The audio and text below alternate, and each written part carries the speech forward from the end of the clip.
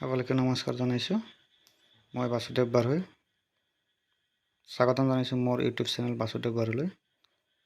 আজি মই আসাম ডাইৰেক্ট ৰিক্ৰুটমেণ্টৰ এটা নটিফিকেশ্যন লৈ আপোনালোকৰ মাজলৈ আহিছোঁ।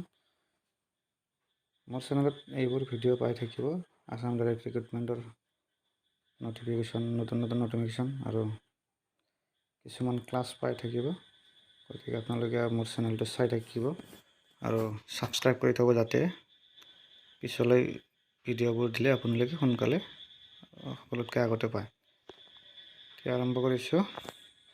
এটা নটিফিকেশ্যন দিছে, নটিফিকেশ্যনটোত কি লেখা আছে মই আজি ক'ম। আৰু এটা ইম্পৰ্টেণ্ট নটিফিকেশ্যন আসাম ডাইৰেক্ট ৰিক্ৰুটমেণ্টৰ ফালৰ পৰা দিছে, সেৱাৰ পৰা দিছে।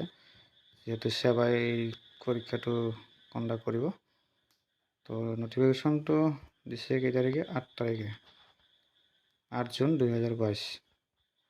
নটিফিকেশ্যনত ইম্পৰ্টেণ্ট কথা আছে। যদি আপোনালোকৰ এপ্লাই কৰোঁতে কিবা খেলি মেলি হৈছে, নামক কিবা কাৰেকশ্যন কৰিব লগা আছে, এই বিষয়ত আছে। আপুনি কেনেকৈ কাৰেকশ্যন কৰিব, কি কৰিব, এইবিলাক জানিবলৈ আপুনি ভিডিঅ'টো শেষলৈকে চাব, যাতে কোনো ভুল নহয়। গতিকে আপোনালোকে ভিডিঅ'টো স্কিপ নকৰি একফালৰ পৰা চাই যাব। নটিফিকেশ্যনটো কি দিছে মই পঢ়ি শুনাইছোঁ, আপোনালোকে মনোযোগ দি শুনিব আৰু মই বুজাই দিবৰ চেষ্টা কৰিম কি কৈছে বস্তুখিনি। নটিফিকেশ্যনটোত কৈছে, this is for information of all those applicant who have applied for recruitment of class 3 and class 4 categorise of post and who have made mistake relating to name, address, DOB, etc. while filling up of the form, that they may submit request for correction from 9th June 2022 to 16th June 2022. তাৰমানে কি হৈছে কি, যে আপোনালোকে যদি কিবা ভুল কৰিছে, যেতিয়া এপ্লিকেশ্যন কৰাতে ধৰক নামত ভুল কৰিছে বা এড্ৰেছত ভুল কৰিছে বা ডেট অফ বাৰ্থত ভুল কৰিছে, অন্য কিবা ভুল কৰিছে বা কিবা মিষ্টেক হৈ গৈছে, তেতিয়াহ'লে আপোনালোকে কাৰেকশ্যনৰ এটা সুবিধা দিছে। তো কাৰেকশ্যন কেনেকৈ কৰিব? তেওঁলোকে কৈছে যে আপোনালোকে 9 জুন 2022 পৰা 16 জুন 2022 আপোনালোকে এটা ৰিকুৱেষ্ট ছাবমিট কৰিব লাগিব। ক'ত কৰিব লাগিব, কেনেকৈ কৰিব লাগিব, এইটোত লিখিছে যে such applicant have to apply through the email ID given in the application form to the email ID given by stating application number, applicant name, father's name and registered mobile number.